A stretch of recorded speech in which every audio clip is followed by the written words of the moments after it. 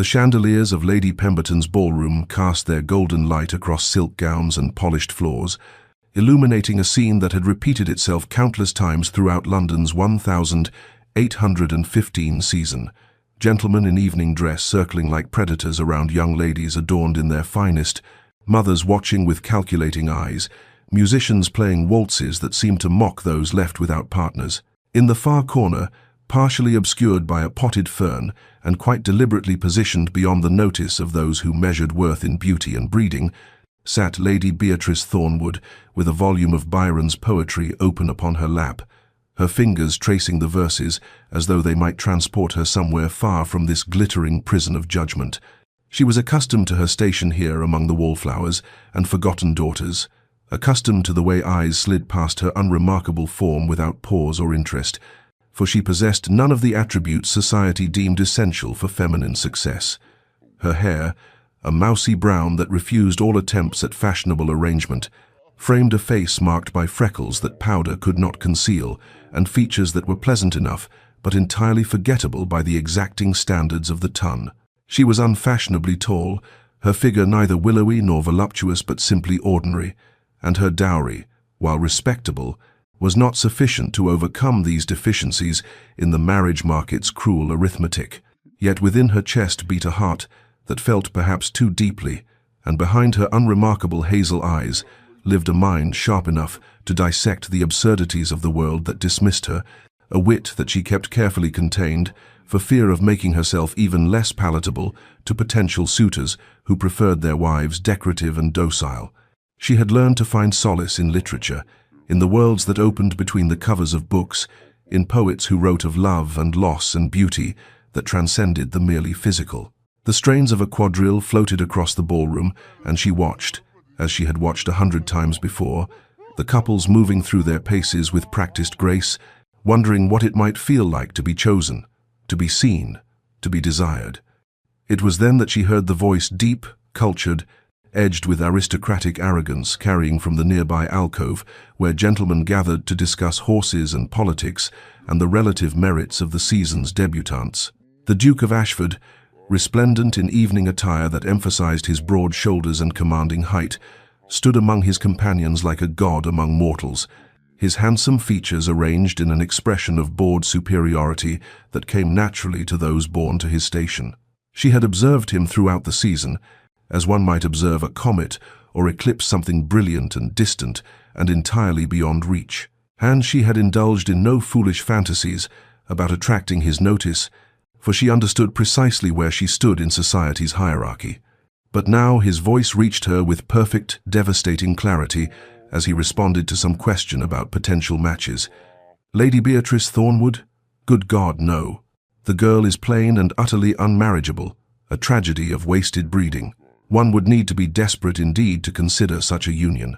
The laughter that followed his pronouncement struck her like physical blows, each chuckle from his companions another nail in the coffin of her dignity. The poetry volume slipped from her numb fingers, and she felt something crack inside her chest, something that had been fragile but hopeful, something that had believed, perhaps, one day, someone might see past her ordinary exterior to the person within. She did not cry, she had too much pride for that, but she stood with careful precision, retrieved her book, and walked from the ballroom with her head high and her heart shattered, knowing with absolute certainty that she would never again subject herself to this particular form of torture, that she would withdraw entirely from a society that had made its judgment clear through the careless cruelty of a duke who would never remember this moment or the devastation it wrought. But before our lover's fate is revealed, subscribe so you never miss a chapter of romance and scandal. And tell us in the comments, where are you watching from? Now, let's begin.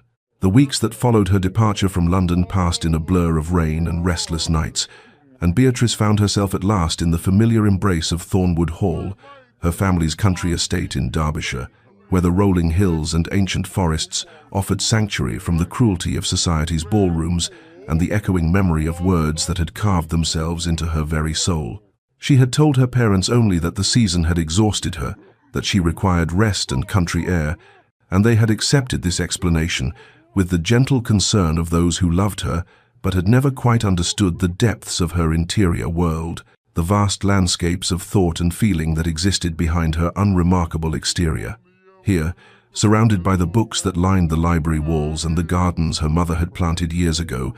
Beatrice began the slow work of transforming her pain into something resembling purpose, refusing to allow the Duke of Ashford's dismissal to define the boundaries of her existence. She rose each morning with the sun and walked through the village, where the cottagers greeted her with genuine warmth that had nothing to do with her appearance or marriageability, where her worth was measured in kindness rather than beauty, in useful action rather than decorative presence. The village school, a modest building that served the children of farmers and tradesmen, became her particular project, and she spent her afternoons teaching them their letters and numbers,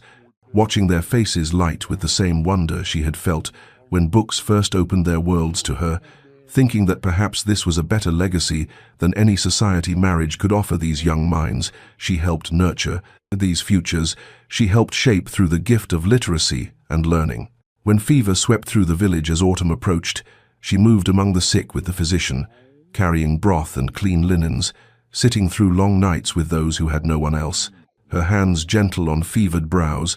her voice soft with prayers and comfort,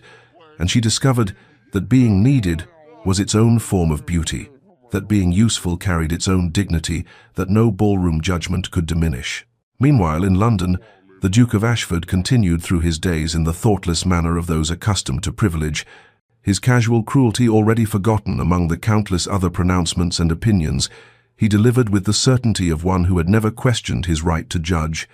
his nights filled with cards and drink and the admiration of those who sought favor with a duke, his words about Lady Beatrice Thornwood no more significant to him than his choice of cravat or his opinion on the weather. Yet at Thornwood Hall, Beatrice's brother Edmund arrived with the fury of a storm, his normally pleasant features hardened with rage as he demanded to know the full details of what had driven his beloved sister from London, and when she finally confessed the whole of it, the overheard conversation, the Duke's pronouncement, the laughter of his companions, Edmund's hand went to his sword with an instinct born of love and protective fury. But Beatrice stayed him with a touch to his arm and eyes that pleaded for peace, telling him that dueling the Duke of Ashford would solve nothing, would only create scandal and confirm society's view that she was indeed unmarriageable, a woman whose family must defend her with violence because her own merits could not speak for themselves. Edmund yielded to her wishes, though his jaw remained tight with suppressed anger, though he swore privately that should he ever encounter Ashford in circumstances that permitted retribution, he would ensure the Duke understood the cost of wounding those who deserved only kindness, and he watched his sister retreat further into her books and charitable works, recognizing the particular loneliness of one who had hoped for love and found only dismissal, wondering if she would ever trust again enough to open her guarded heart. Autumn arrived with its palette of amber and crimson, transforming the Derbyshire countryside into something resembling the illuminated manuscripts. Beatrice had studied in her father's library, and with the changing season came Lord Sebastian Hartley, a widower of some 35 years, whose reputation as a poet and scholar had reached even into the quiet corners of country society, where Beatrice had taken refuge from the cruelties of the fashionable world. He had come to the region seeking inspiration for a collection of verses about England's rural landscapes, staying with distant cousins whose estate bordered Thornwood lands, and it was on a crisp October morning, when the air carried the scent of wood smoke and dying leaves, that he first encountered Lady Beatrice in the village schoolhouse, where she sat surrounded by a dozen children of varying ages, her voice animated as she guided them through their letters with a patience and enthusiasm that seemed to illuminate her features from within. Sebastian paused in the doorway, arrested not by beauty in the conventional sense, but by something far more compelling, the intelligence that sparkled in her eyes as she explained a difficult concept, the genuine warmth of her smile when a struggling student finally grasped his lesson, the graceful economy of her movements as she moved between the rough wooden benches,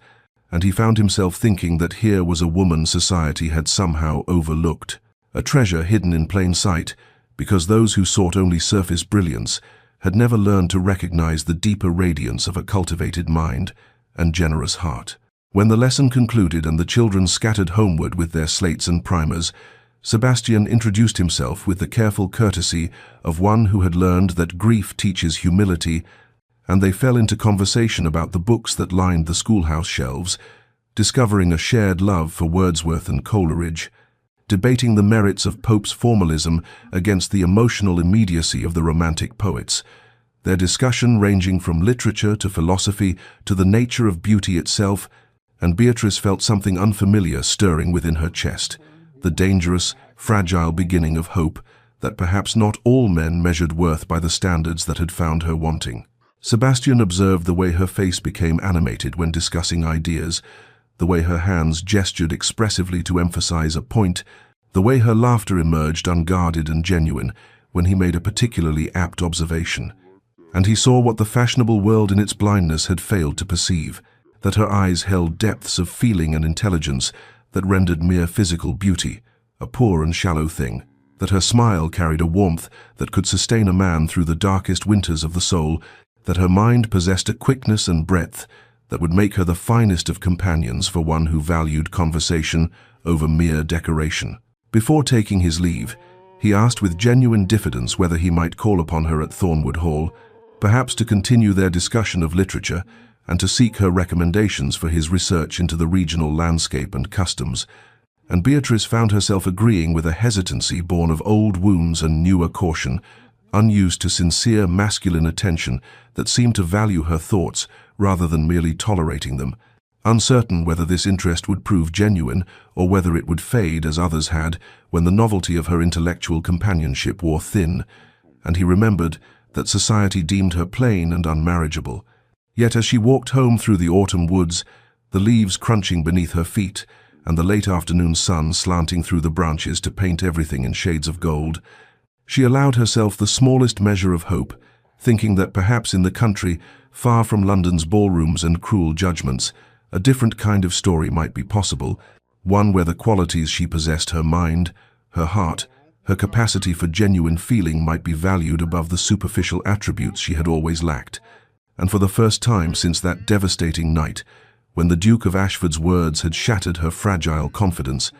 she permitted herself to wonder whether someone might see her not as plain or unmarriageable, but simply as Beatrice, whole and worthy, exactly as she was. Sebastian's courtship unfolded with the quiet deliberation of a man who had known love and loss and understood that hearts, particularly wounded ones, required patience and gentleness rather than grand gestures or passionate declarations that might overwhelm before trust had been established. He arrived at Thornwood Hall 3 days after their initial meeting, bearing not flowers but a first edition of Coleridge's latest work, wrapped in plain paper and presented with the simple observation that he had thought she might appreciate it. And Beatrice found herself touched by this evidence that he had listened during their conversation, that he remembered her expressed admiration for the poet's exploration of imagination and nature. Their visit settled into a pattern as autumn deepened, long walks through the beech woods where the golden leaves created a canopy of light above them, conversations that ranged from the philosophical to the personal, discussions of poetry that revealed not merely literary opinions, but the shape of their interior lives, the experiences and losses and hopes that had formed them into the people they had become. Sebastian spoke of his late wife with the tender sorrow of one who had genuinely loved,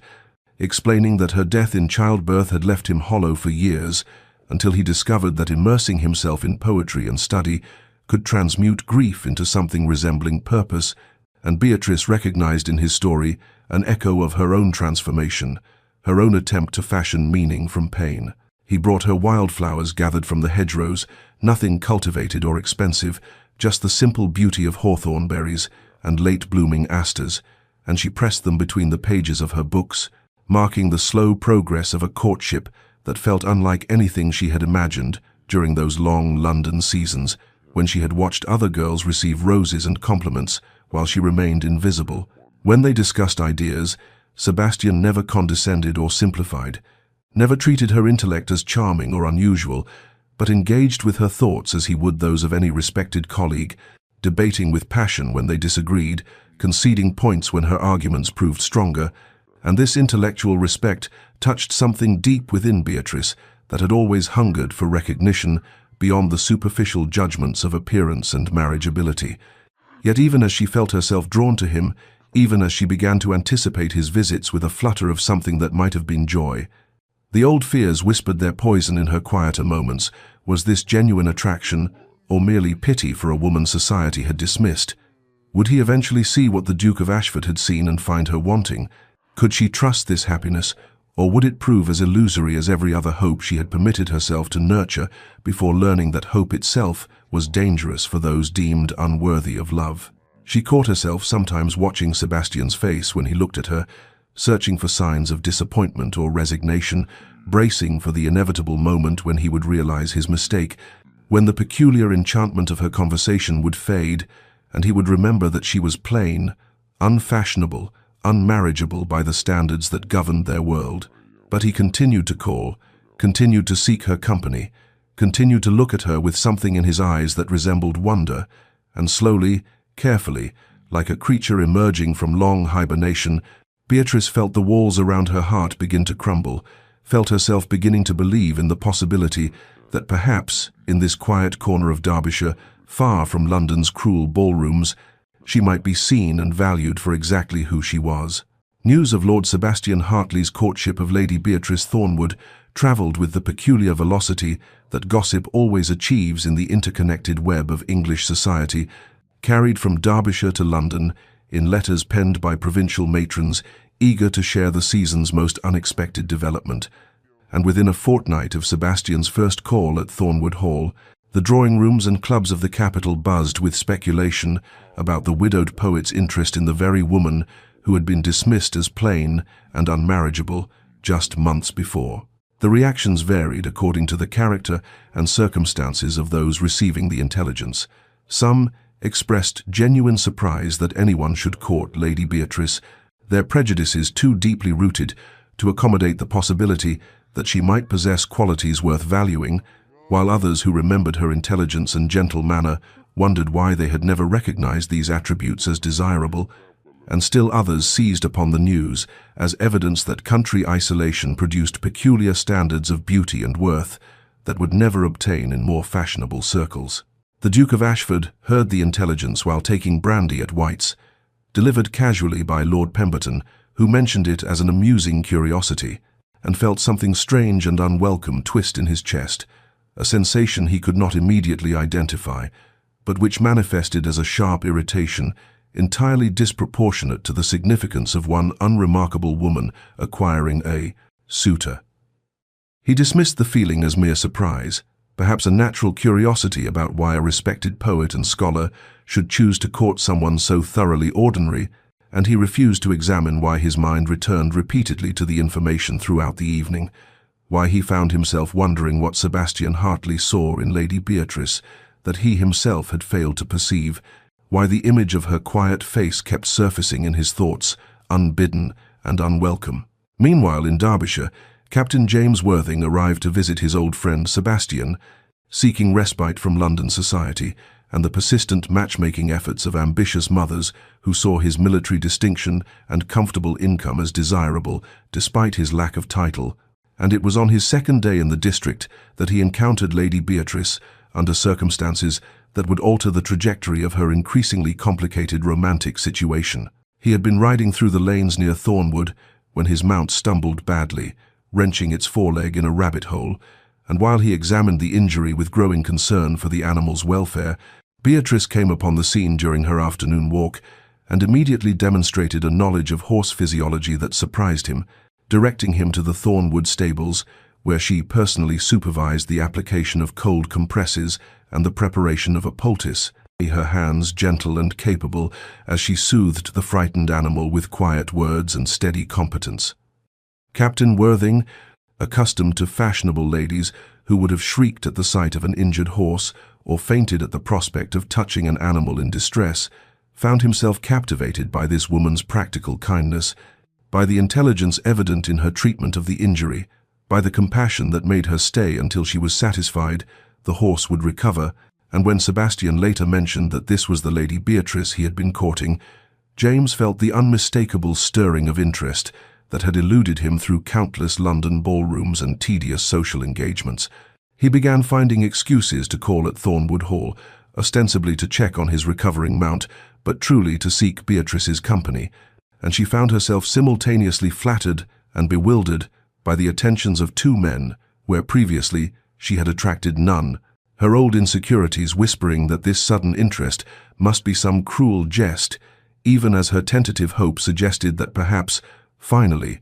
she was being seen and valued for who she truly was, rather than dismissed for who she was not. Winter approached with the particular swiftness that characterizes English seasons, the golden abundance of autumn giving way to bare branches and frost-silvered mornings, and it was during the first week of December that Mr. Nicholas Chambers arrived in Derbyshire, seeking inspiration for a series of landscape paintings he had been commissioned to create for a wealthy patron's country house. He was young, perhaps 25, with the romantic appearance that society expected of artists, dark, curling hair that he wore slightly longer than fashion dictated, expressive hands stained with traces of paint that no amount of scrubbing could entirely remove, and an intensity of observation that made those around him feel simultaneously seen and studied, as though he perceived depths and dimensions invisible to ordinary vision. It was by chance that he encountered Lady Beatrice on a cold morning when she stood in the Thornwood Gardens, scattering seeds for the winter birds, her breath forming clouds in the frigid air, her movements economical and practiced as she ensured that the robins and finches and sparrows would have sustenance through the lean months, and Nicholas found himself arrested by the scene, not merely by its picturesque quality, though the composition of woman and birds and frost-touched evergreens possessed an undeniable aesthetic appeal, but by something in her bearing, a quality of focused attention and gentle purpose that suggested character worth capturing on canvas. He approached with the peculiar boldness of artists who see the world as material for their craft, introducing himself and asking, with more directness than strict propriety permitted, whether she would consent to sit for her portrait, explaining that he wished to capture not landscape alone, but the essential character of this place and its people, and something in her face, the intelligence in her grey eyes, the grace in her movements as she turned toward him, the warmth of her smile despite the cold, convinced him that she embodied precisely what he sought to immortalize. Beatrice, startled by this request from a stranger, felt the familiar warring impulses of her wounded heart, the part that whispered he must be mocking her, that no artist would genuinely wish to paint someone society deemed plain, and the newer, more fragile hope that perhaps he saw something worth capturing, something that Sebastian and James had also perceived and valued. She agreed tentatively, and Nicholas began what would become his most ambitious work, spending hours sketching her in various attitudes, reading by the library fire, walking through the winter gardens, seated at the pianoforte, though she played indifferently, and with each session he grew more convinced that he had discovered a subject of remarkable depth, telling her with an artist's passionate certainty that beauty resided not in the conventional arrangement of features, but in the animation of intelligence, the evidence of kindness, the authenticity of a soul uncorrupted by vanity or pretense. Within a fortnight, the village and surrounding county hummed with gossip about Lady Beatrice's three suitors. The poet, the captain, and now the artist and letters flew to London, describing the remarkable transformation of her prospects, the unprecedented situation of a woman dismissed as unmarriageable, now possessing an abundance of admirers, and society struggled to reconcile this intelligence with their established judgments, some suggesting that country isolation produced peculiar standards, while others began to wonder whether they had been wrong in their initial assessment, whether there existed qualities of value that their superficial scrutiny had failed to perceive. The Duke of Ashford found himself in the unprecedented and unwelcome position of being unable to direct his own thoughts, discovering that his mind returned with obsessive regularity to the matter of Lady Beatrice Thornwood and her accumulating suitors, despite his repeated attempts to dismiss the subject as beneath his notice and irrelevant to his own concerns. He told himself that his interest was merely idle curiosity, the natural reaction of any observer to a situation so peculiar as to border on the absurd that a woman he had dismissed as plain and unmarriageable should suddenly acquire not one but three admirers, suggested either a collective madness among the gentlemen of Derbyshire or some quality he had failed to perceive, and surely it was reasonable to wonder which explanation obtained. Yet this rationalization satisfied him less each day, and he found his irritation growing whenever fresh intelligence arrived from the north, carried in letters read aloud at his club by men who found the situation vastly entertaining, who speculated about what Lord Sebastian or Captain Worthing or Mr. Chambers saw in Lady Beatrice, who wondered whether country isolation truly did produce such radically different standards of feminine appeal. His friends noticed his distraction, the way his jaw tightened when her name was mentioned, the manner in which he withdrew into brooding silence when the conversation turned to her multiple suitors, and Lord Pemberton, who possessed both keen observation and a talent for provocation, remarked with studied casualness that it was remarkable how the plain and unmarriageable Lady Beatrice had transformed into Derbyshire's most sought-after prize. And wasn't it ironic that the very woman Ashford had declared a tragedy of wasted breeding now had 3 honourable gentlemen competing for her hand? The observation struck like a blade between his ribs, and Ashford felt something he had never before experienced in his privileged, admired existence, the bitter taste of regret, the uncomfortable recognition that he had perhaps been wrong, that he had dismissed something of value through blindness born of arrogance and society's shallow standards. He attempted to remember Lady Beatrice as she had appeared that night in the ballroom, tried to recall what he had seen that prompted such cruel assessment, but the memory had grown hazy, and what emerged instead were fragments he had not consciously registered. At the time, the intelligence evident in her face as she read, the grace of her posture despite her unfashionable height, and the way servants had smiled at her with genuine warmth, suggesting she treated them with kindness. Meanwhile, in Derbyshire, Beatrice struggled with an abundance that felt as disorienting as scarcity had once felt painful, wondering how she had transformed from a woman no one wanted into someone 3 worthy men claimed to admire, and whether this transformation was genuine or whether she was somehow deceiving them, whether they truly saw her or whether they saw some imagined version that would eventually disappoint them as reality intruded. She found herself paralyzed by choice after years of having no choices at all, uncertain which suitor's affection was deepest or truest, fearful that selecting one would reveal her judgment as flawed, that eventual disappointment would prove she had been right all along to believe herself unmarriageable, that this strange season of attention was an aberration that could not possibly last. Sebastian chose a morning in late January for his proposal,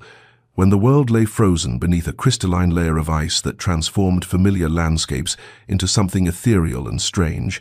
and he asked Beatrice to walk with him through the woods behind Thornwood House, where bare branches caught the pale sunlight and scattered it in fragments across the snow-covered path. They walked in companionable silence for a time, their breath forming clouds in the frigid air, until they reached a small clearing where a frozen stream created a natural mirror reflecting the winter sky, and there he stopped, turning to face her with an expression of such gentle earnestness that Beatrice felt her heart contract with something between hope and fear. He spoke of how their acquaintance had transformed his understanding of what marriage might be,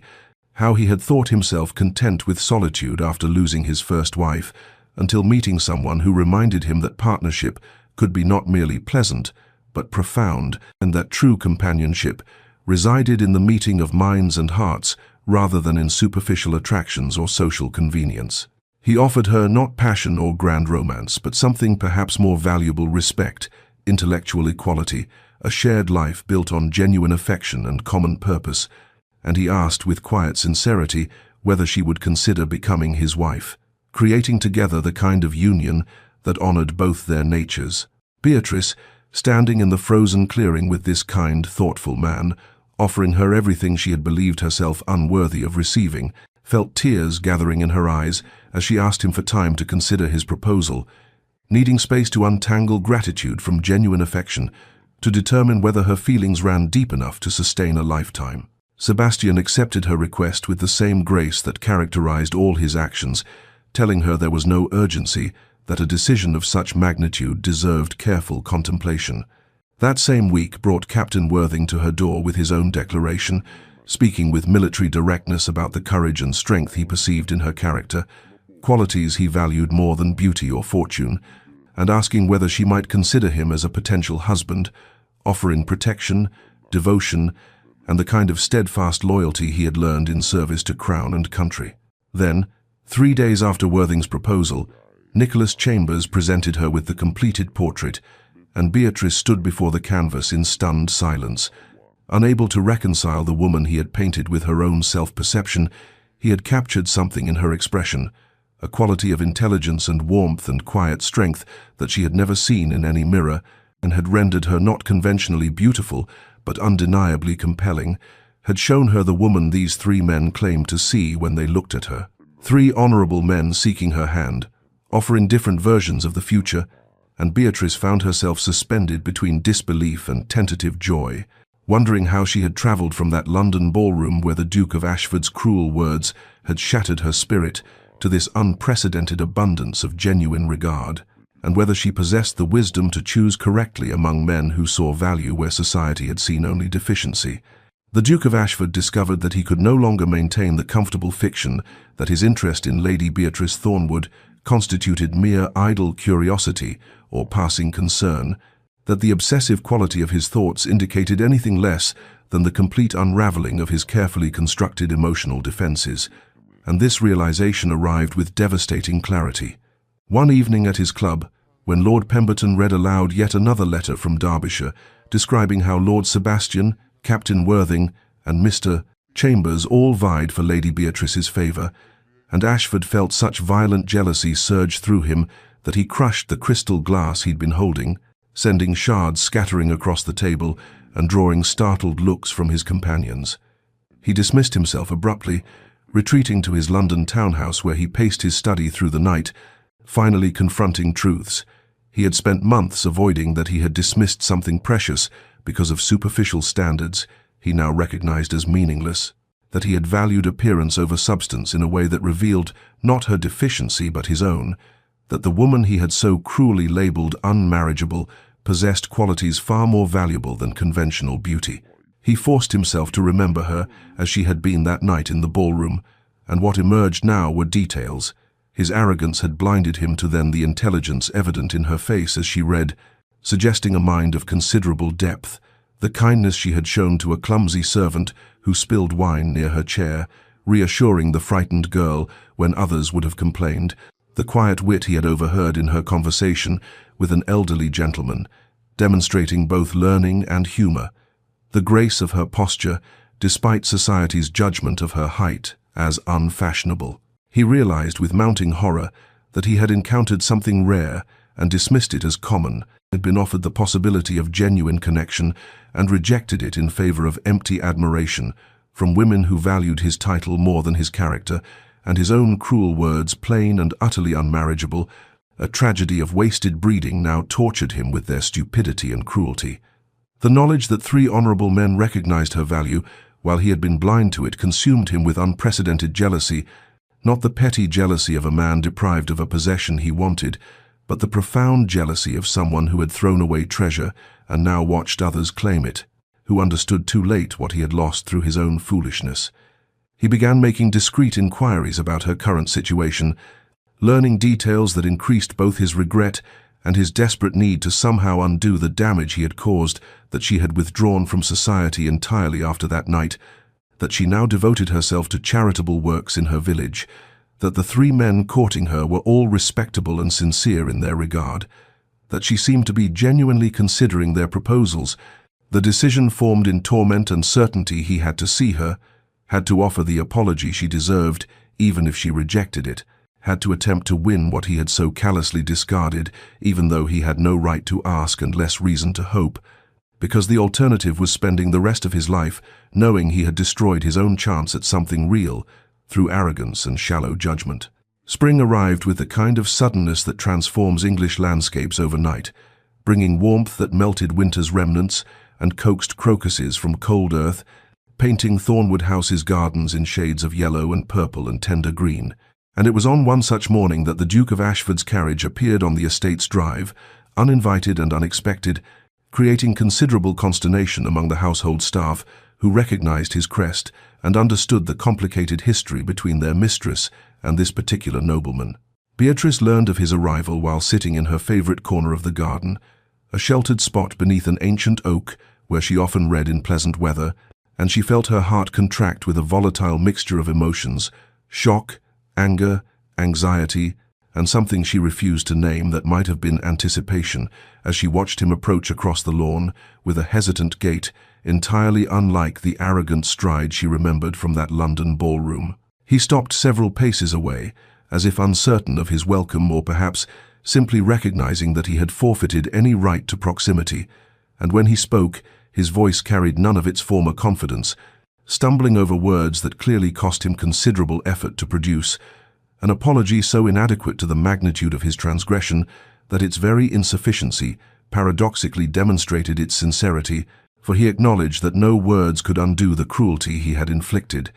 that his judgment had been shallow and his behavior inexcusable, that he had spent the past months thinking of nothing but her and slowly understanding the depth of his blindness in dismissing something precious because it failed to conform to meaningless standards of conventional attractiveness. He confessed that he had come not with any expectation of forgiveness, but simply because he could no longer bear the distance he could not endure, knowing that 3 honorable men pursued what he had so callously rejected without at least attempting to express his regret and his transformed understanding. And as he spoke, Beatrice felt cold, dignified anger crystallizing within her, replacing the confused emotions of moments before with something clear and focused and utterly unforgiving. She rose from her seat with deliberate grace, her book falling forgotten to the grass, and in a voice of measured fury, she recounted the pain his words had caused, describing how she had fled London in humiliation, how his casual cruelty had confirmed every insecurity she harbored about her worth, how she had needed to rebuild her sense of self through months of solitary struggle in this very place he now invaded with his belated remorse, and she told him with cutting precision that she currently entertained proposals from 3 honorable gentlemen who had valued her from their first meeting, who saw in her qualities that his shallow gaze had entirely missed, and that she had absolutely no interest in a duke whose sudden regard seemed motivated not by genuine appreciation, but by the covetous impulse to possess what others desired, by competitive instinct rather than authentic affection. She dismissed him then,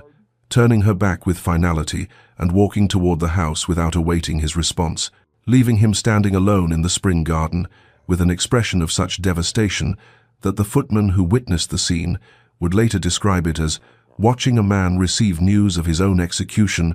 and though Ashford stood motionless for several long moments after her departure, he eventually returned to his carriage and left Thornwood House, his first attempt at redemption ending in comprehensive and deserved rejection. Ashford refused to leave Derbyshire despite his comprehensive rejection, taking rooms at the White Hart Inn in the village, where his presence caused considerable speculation and no small amount of scandal, for dukes did not typically lodge in modest country establishments, nor linger in provincial areas without compelling social obligations,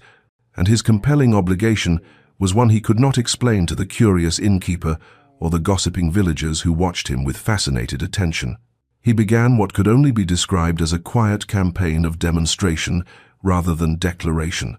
appearing at village charity events where he knew Beatrice would be present,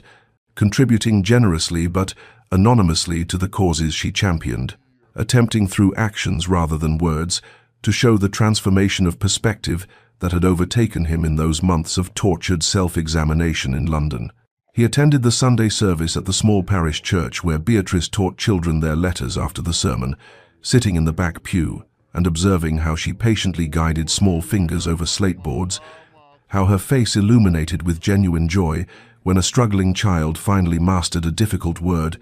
how she treated the poorest labourer's daughter with the same respect she showed the vicar's son, and he began to understand with accumulating clarity exactly what made her remarkable in ways that had nothing to do with symmetry of features or fashionable proportions. He watched from careful distance as she walked with Lord Sebastian through the meadow paths, discussing what appeared to be poetry or philosophy, given their animated gestures and serious expressions. He watched Captain Worthing present her with a bouquet of wildflowers after she had helped organize provisions for wounded soldiers at the county assembly.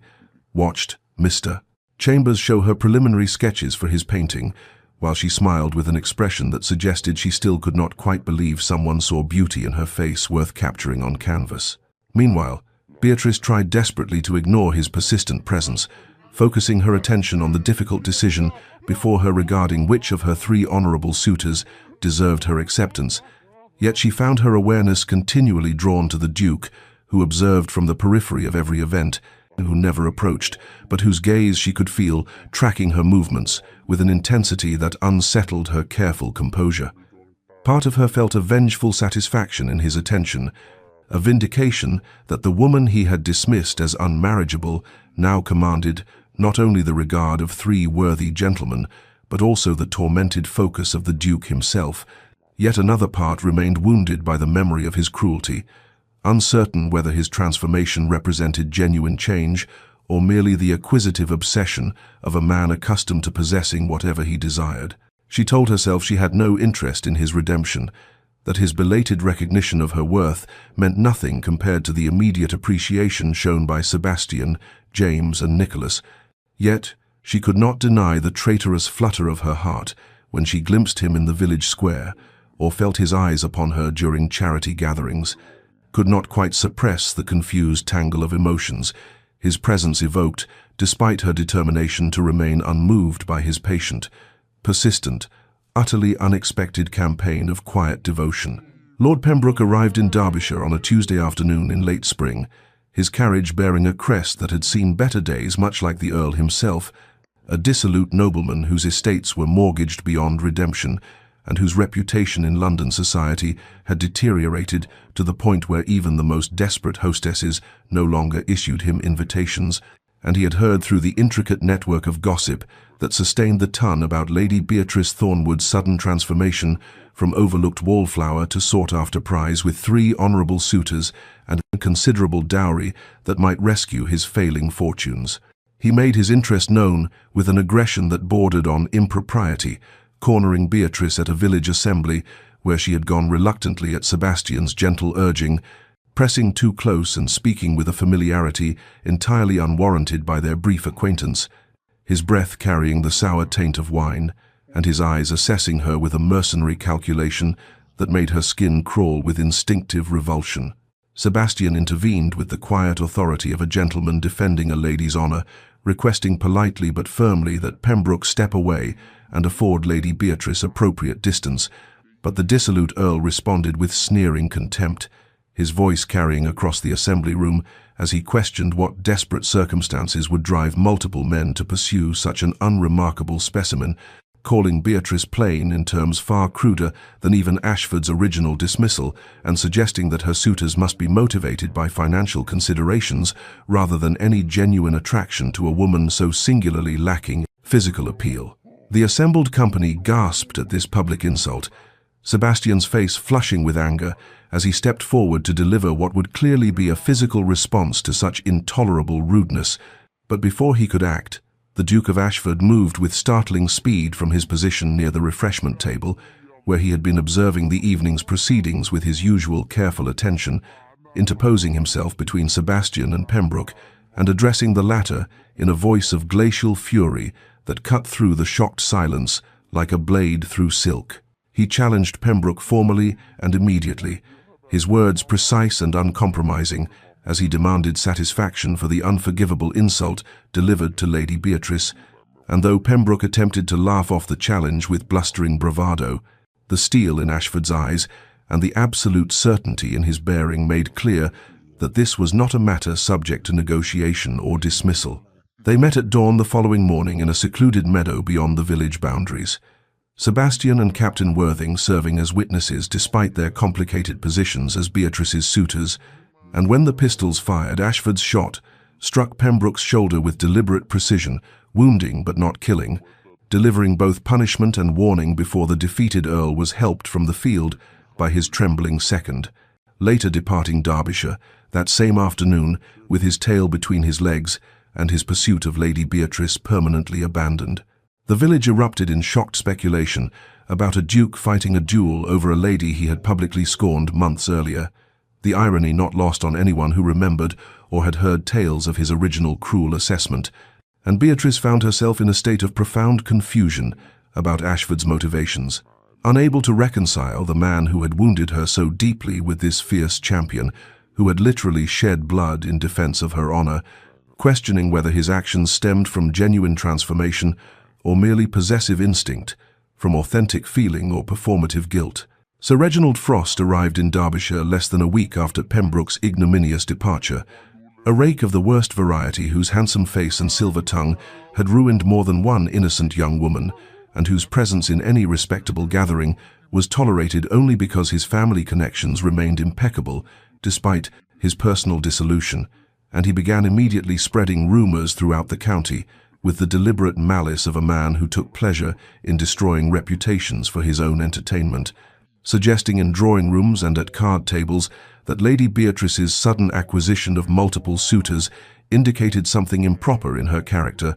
that no truly virtuous woman would encourage the attentions of so many gentlemen simultaneously, that her sudden popularity after years of being overlooked suggested she had employed methods unbecoming to a lady of quality to secure masculine interest. The whispers spread with the inexorable speed of all malicious gossip, carried from the assembly rooms to the village shops to the Sunday services, where respectable matrons began regarding Beatrice with speculation rather than admiration. And Captain Worthing, whose strict code of honor had been forged in the brutal crucible of military campaigns, and whose respect for Beatrice's virtue was absolute and unshakable, demanded satisfaction from Sir Reginald with the cold fury of a soldier who had faced death too many times to fear a duel with a dissolute wastrel. Before the meeting could be arranged, however, the Duke of Ashford intervened with an authority that brooked no argument, claiming the primary right to defend Lady Beatrice's honor as the gentleman whose original cruelty had first exposed her to society's judgment, whose failure to recognize her worth had created the circumstances that now subjected her to such vicious speculation. And though Captain Worthing initially resisted this appropriation of his rightful role as her suitor and protector, something in Ashford's expression, a haunted desperation that transcended mere guilt or performative nobility, convinced him to step aside and allow the Duke to meet Sir Reginald in his stead. They met at dawn in the same meadow where Ashford had faced Pembroke,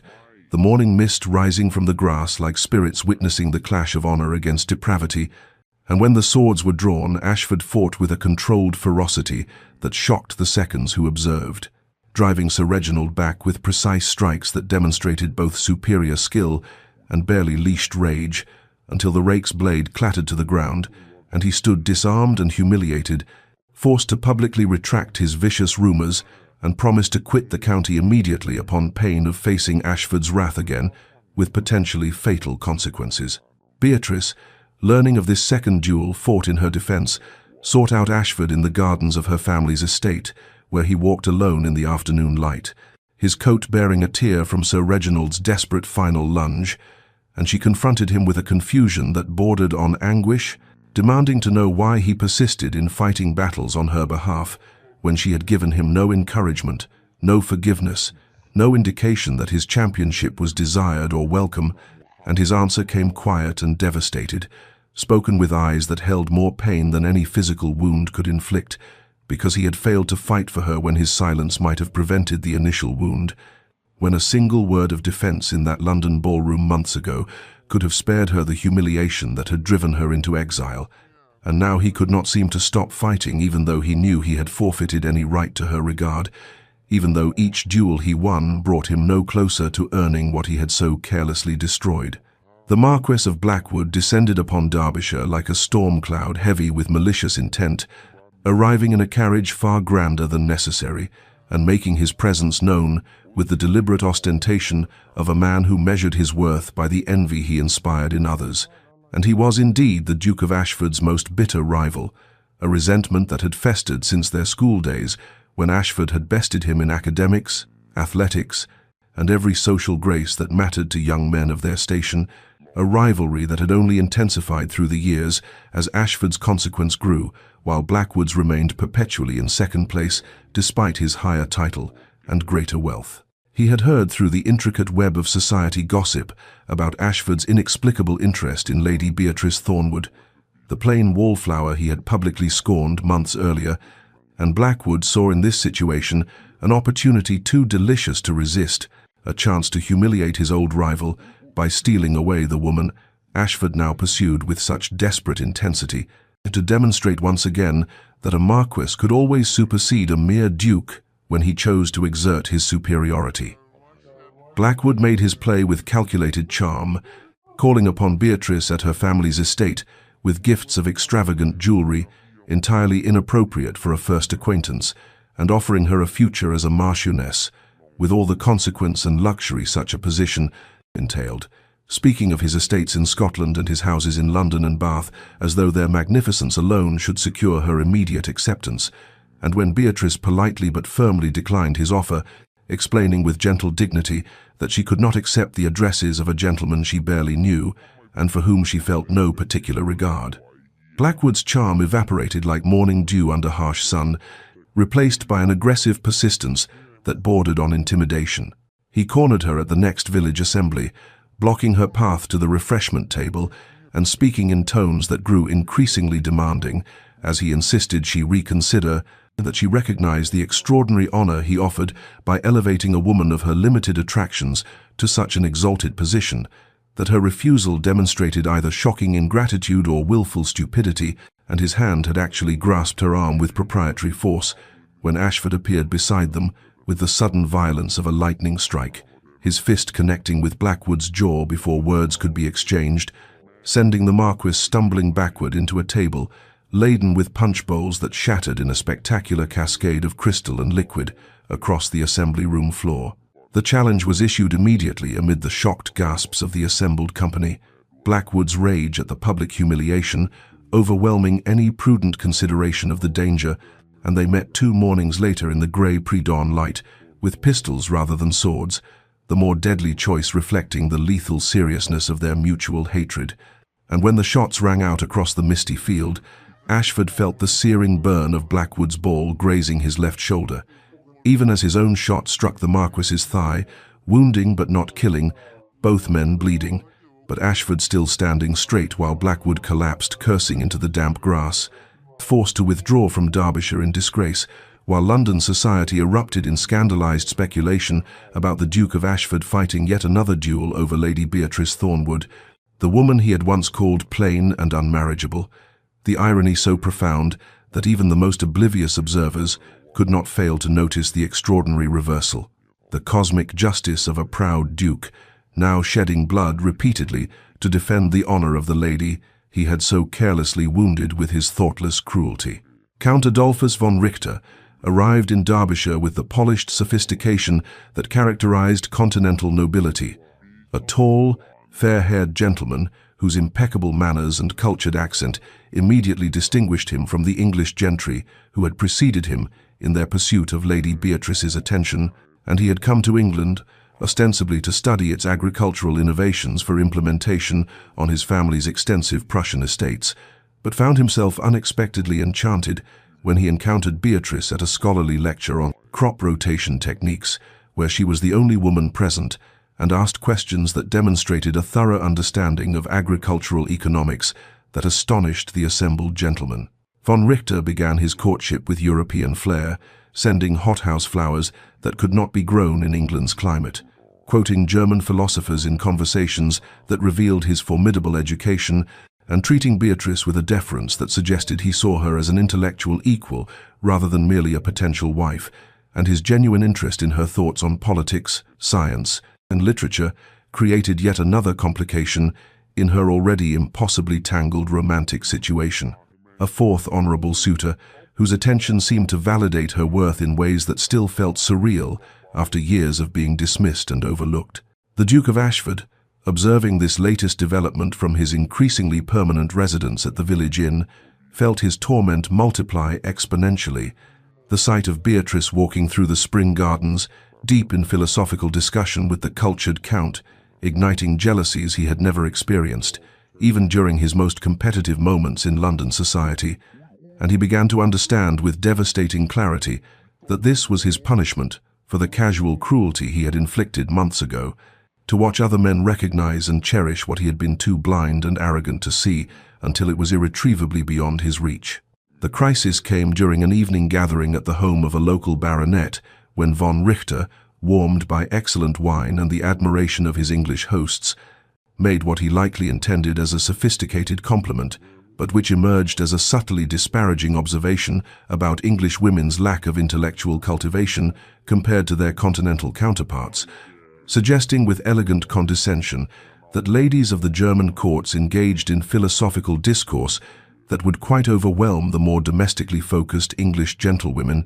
and though he did not mention Beatrice specifically, the implication that she represented an unusual exception to her countrywomen's general inadequacy hung in the air like smoke from a pistol shot. Ashford challenged him before the words had fully settled,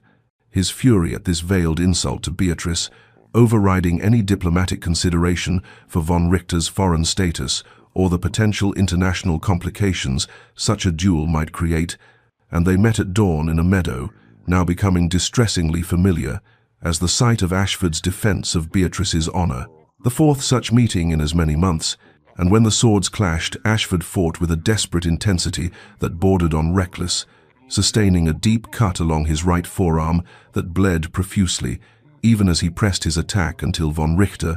recognizing that the Duke would not yield regardless of injury, formally apologized for any offense his words had caused and agreed to withdraw both his implied criticism and his suit for Lady Beatrice's hand. Beatrice, learning of this fourth duel from her increasingly concerned brother Edmund,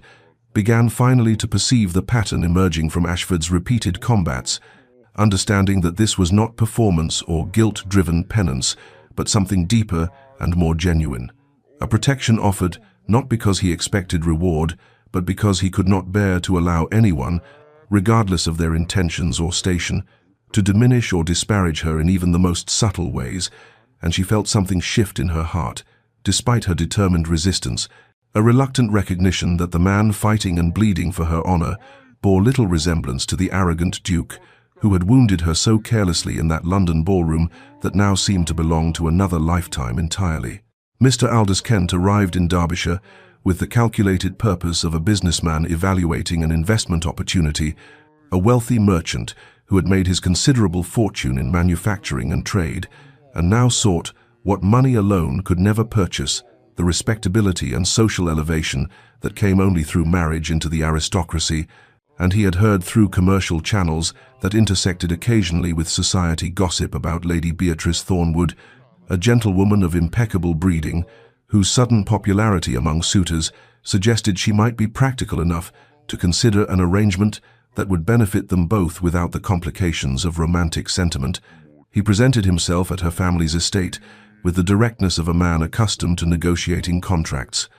offering Beatrice a proposition so coldly transactional it took her breath away: marriage in name only, separate establishments, complete freedom to pursue her charitable and intellectual interests with unlimited funds at her disposal, in exchange for the use of her title and family connections to secure his entry into circles that would otherwise remain forever closed to a man of commerce, regardless of his wealth. And he spoke of this arrangement as though it were a perfectly reasonable business partnership, rather than the insult it truly represented, as though she were a commodity to be acquired, rather than a woman deserving of genuine affection and respect. Beatrice's refusal was immediate and coldly polite, her dignity intact even as she showed him to the door, but Kent had made his offer in the morning room while the windows stood open to the spring air, and the Duke of Ashford, who had been walking the grounds as had become his habit during these months of patient waiting and painful observation, heard every calculated word of Kent's mercenary proposal and felt something inside him snap with the violence of a tree branch breaking under winter ice. He was through the window before conscious thought could intervene, his hands closing around Kent's collar and dragging the merchant toward the garden with murderous intent,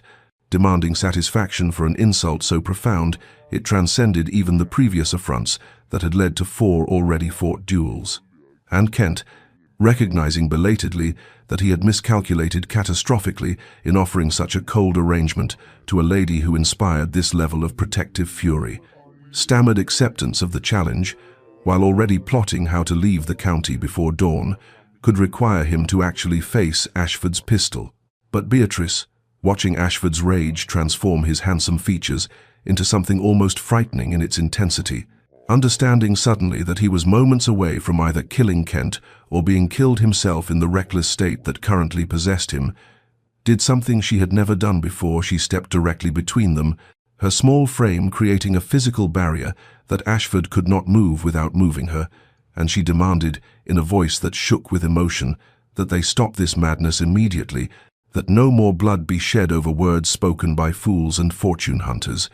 that she could not bear to watch another duel, fought nominally in her defense when she had never asked for such protection, and increasingly could not distinguish whether these fights arose from guilt, obsession, or something deeper and more genuine that terrified her to contemplate. Ashford released Kent, who fled with undignified haste, and turned to face Beatrice, with eyes that held such raw anguish she felt her carefully maintained emotional distance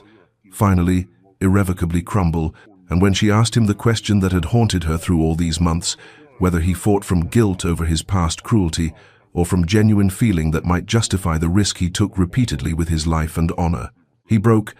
entirely, his confession pouring out like blood from a mortal wound, admitting that he loved her with a desperation that consumed his every waking thought, that he had loved her since the terrible moment. He began reviewing every memory of her and seeing with devastating clarity all that his arrogance and superficiality had blinded him to, that he expected nothing from her and deserved even less, but could not stop himself from fighting for her honor, because no one had fought for her when his cruel words had wounded her so deeply, and he would spend the rest of his life trying to prove himself worthy of even her forgiveness if she would allow it, though he had no right to ask even that small mercy from her. Beatrice stood at her bedroom window in the hours after Ashford's devastating confession, watching the spring dawn break over the Derbyshire hills with eyes that had not closed in sleep. Her mind, a tempest of conflicting emotions that refused to settle into any coherent pattern of understanding, and she found herself caught between the girl who had been so cruelly wounded in that London ballroom and the woman who had just watched a duke bleed from his fourth combat injury, sustained in defense of her honor,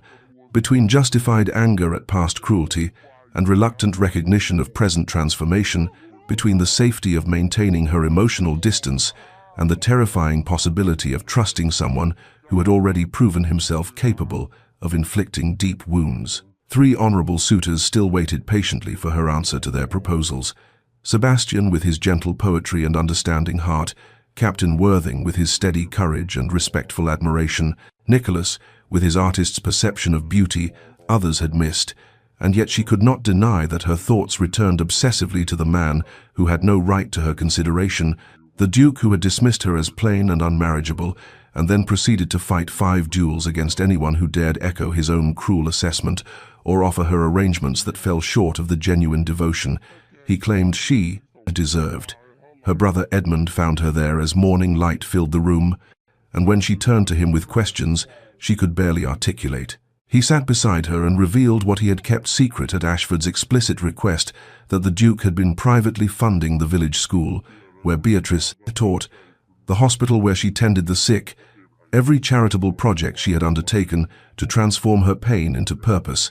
asking for no recognition or acknowledgement,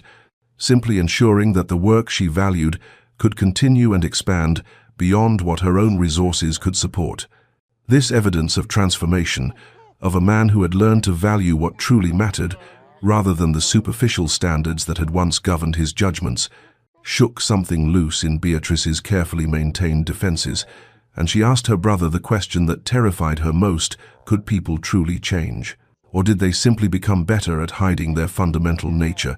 And was Ashford's love genuine devotion, or merely the possessive obsession of a man who could not bear to lose what he had carelessly discarded? Edmund, who had observed Ashford's patient campaign over these months with the protective scrutiny of a brother who would not allow his sister to be wounded again, spoke with careful honesty about what he had witnessed: a genuine humility replacing former arrogance, a willingness to serve without recognition replacing the need for admiration, a protection offered not as performance but as instinct, and most tellingly, a love that asked for nothing in return, that fought for her honor even when she had explicitly rejected him, that bled for her dignity even when she offered him no encouragement. Beatrice spent the following days in anguished contemplation, walking the gardens where Ashford had first apologized and later nearly killed a man for offering her a loveless arrangement, trying to understand her own heart beneath the layers of protective anger and lingering hurt, and she began to recognize with reluctant clarity that somewhere in the months since that spring confrontation she had fallen in love, not with the arrogant Duke who had wounded her, but with the transformed man who had learned to see true value, who had been willing to fight and bleed repeatedly to defend what he had once been too blind to recognize, And this realization brought not joy but terror, because loving him meant trusting him with the power to wound her again, meant choosing courage over the safety of sustained anger, meant believing in transformation, despite every reasonable doubt that whispered warnings about the impossibility of fundamental change in human nature. Beatrice knew with the clarity that comes only from painful self-honesty that she could not in good conscience accept any proposal while her heart remained divided and confused, and so she requested private audiences with each of her 3 honorable suitors, beginning with Lord Sebastian Hartley, who received her in the library where they had spent so many pleasant hours discussing literature and philosophy, and when she spoke to him with trembling voice about her uncertainty and confusion, about feelings that pulled her in directions she had not anticipated and could not fully explain, he listened with the patient kindness that had first drawn her to him, and then said something that shattered her careful composure. He had known for weeks that her heart was not entirely his to claim, had seen it in the way her eyes followed the Duke of Ashford during village gatherings, even when she pretended indifference, had recognized in her defensive anger toward Ashford the particular intensity that comes only from caring too much rather than too little, and while this knowledge brought him genuine sorrow, because he had come to love her truly and deeply, he would not trap her in a marriage where part of her heart belonged elsewhere, for she deserved the wholeness of love rather than the comfortable companionship he could offer. Captain James Worthing received her confession with the steady courage of a man who had faced death on battlefields and survived, listening, as she explained, with halting words, that she held him in highest esteem and deepest respect, but could not offer him the uncomplicated devotion he deserved, and he took her hand with gentle firmness and told her that he had suspected as much when he observed her reaction to Ashford's duels, the particular quality of fear in her eyes that spoke of caring despite herself, and while he had hoped that respect and compatible temperaments might be enough foundation for happiness, he recognized that she needed more than comfortable affection, needed the passionate intensity of love that transformed and challenged and demanded courage, and he withdrew his suit with dignity and tact and friendship offered for whatever future she chose. Nicholas Chambers, the artist who had painted her portrait and captured beauty she had never seen in herself, met her in his temporary studio, where the completed canvas still rested on its easel, and before she could speak the difficult words she had prepared, he gestured to the painting and asked her to look at it honestly, to see what he had seen and captured, not merely intelligence and kindness, but a woman in love, a woman transformed by the terrifying vulnerability of caring for someone who had the power to wound her deeply, and the face in that portrait was not the face she wore when discussing poetry with Sebastian or tending horses with Captain Worthing, but the face she wore when watching Ashford fight his foolish, dangerous, necessary duels in her defense. She wept then, releasing months of confusion and resistance and fear, and Nicholas handed her his handkerchief and told her with an artist's perception that some subjects could only be painted once, that he had captured her in that particular moment of transformation and would treasure the work always, but he recognized that the story it told was not one in which he featured as the hero, and he too withdrew with grace and genuine wishes for her happiness. When they had all departed, these 3 honorable men, who had seen value where society saw plainness, who had offered her devotion when she felt herself unworthy of notice, Beatrice stood alone in her family's summer garden as afternoon light slanted through the roses her mother had planted years ago, and she acknowledged the truth she had been fighting since that spring morning when she had stepped between Ashford and certain violence she had fallen in love, not with the arrogant duke who had wounded her, but with the transformed man who had learned to fight for what mattered, who had bled repeatedly to defend honor he had once carelessly destroyed, and now that her honorable suitors had gracefully withdrawn, she could no longer hide behind their competing claims or use their presence as shield against confronting what terrified her most. The Duke of Ashford appeared at the garden gate as though summoned by her thoughts, his face showing the strain of these months of patient waiting and painful uncertainty, and when Beatrice asked him the question that had haunted her through sleepless nights, why he continued fighting for her when she had given him no encouragement, no sign that his devotion would ever be returned, no hope that his patient campaign might succeed, he answered, with the devastating simplicity of absolute truth, "Because you deserve to be fought for, because no one fought for you when my cruelty wounded you, because I failed you when silence would have been mercy, and my careless words were violence, and I cannot undo that failure, but I can ensure that no one ever again questions your worth or offers you less than the complete devotion and genuine love that you have always deserved, even if I am not the man fortunate enough to offer it to you." Beatrice stood trembling in the summer garden, with the truth she could no longer deny burning in her chest like captured sunlight. And when she looked at the Duke of Ashford standing before her with his heart laid bare and his defences utterly abandoned, she recognized with devastating clarity that she loved him, not despite the cruel words he had spoken in that London ballroom, but in some strange alchemy, because of everything that had followed, because his transformation had mirrored her own journey from wounded girl hiding in corners to woman who had learned her worth through the patient devotion of honorable men and the fierce protection of one who had been willing to bleed, repeatedly, to defend what he had once carelessly destroyed. And this recognition brought not joy but terror, because loving him meant surrendering the protective anger that had sustained her through months of confusion, meant choosing courage over the safety of sustained resentment, meant believing that people could fundamentally change when every reasonable doubt whispered warnings about the foolishness of trusting someone who had already proven himself capable of inflicting deep wounds. She spoke then with voice that shook but did not break, telling him that she had spent these months fighting against the truth of her own heart, that she had watched him fight 5 duels and bleed from 4 wounds and endure her coldness and rejection with patience that should have been impossible for a man of his pride and position. And somewhere in that terrible, beautiful process of watching his transformation, she had fallen in love, not with the arrogant duke who had dismissed her as plain and unmarriageable, but with the man who had learned to see true value,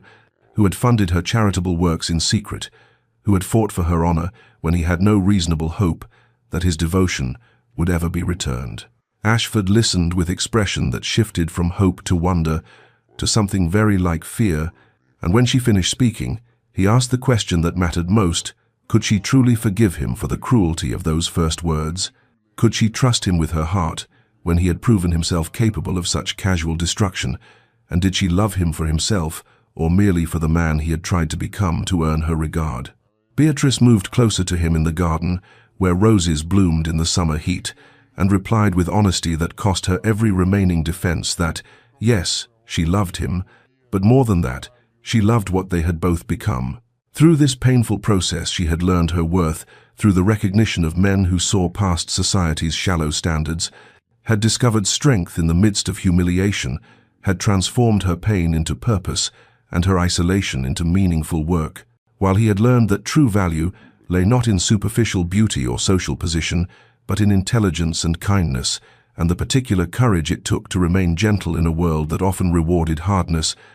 And together they had both been transformed by love that demanded growth rather than mere comfort. His proposal came not with flowery speeches or dramatic gestures, but with simple, devastating truth, spoken in the fading summer light. He saw her completely, every sharp edge of intelligence and every soft curve of compassion, every moment of strength and every flash of vulnerability, and he loved her entirely, not as society's overlooked wallflower or as prize finally won, but as Beatrice, extraordinary and irreplaceable, and he would spend his lifetime proving himself worthy of the trust she was choosing to offer, despite every reasonable fear and justified hesitation. Her acceptance trembled on lips that had spoken rejection too many times, acknowledgement that she was choosing courage over safety, that she was trusting transformation over bitter experience, that she was surrendering to love despite the terror of potential future pain. And when she said yes with voice barely above a whisper, he gathered her into arms that had held swords in her defense, and kissed her with reverence and hunger and desperate gratitude in the garden, where he had first apologized and she had first begun the painful process of opening her carefully guarded heart to the possibility of forgiveness and love, and the redemption they had both earned through months of patience and pain and growth that had transformed them both into people capable of choosing each other, not from desperation or convenience, but from genuine recognition of worth and matching of souls. 3 years had passed since that summer afternoon when Beatrice had chosen courage over safety and offered her guarded heart to the man who had learned to fight for what mattered, and now the Duchess of Ashford stood in the drawing room of their London townhouse, preparing to host the monthly intellectual salon that had become renowned throughout society, not for the elevated title of its hostess, but for the brilliance of conversation and genuine exchange of ideas that occurred within these walls, where poets and philosophers gathered alongside politicians and reformers to discuss matters of substance rather than engaging in the shallow gossip that dominated most fashionable gatherings. And as she arranged chairs and ensured refreshments were prepared, she paused before the portrait Nicholas Chambers had painted years ago in Derbyshire, that captured image of a woman in transformation, now hanging in place of honor, where visitors could see not conventional beauty, but the intelligence and passion and particular courage that had first drawn 3 honorable suitors,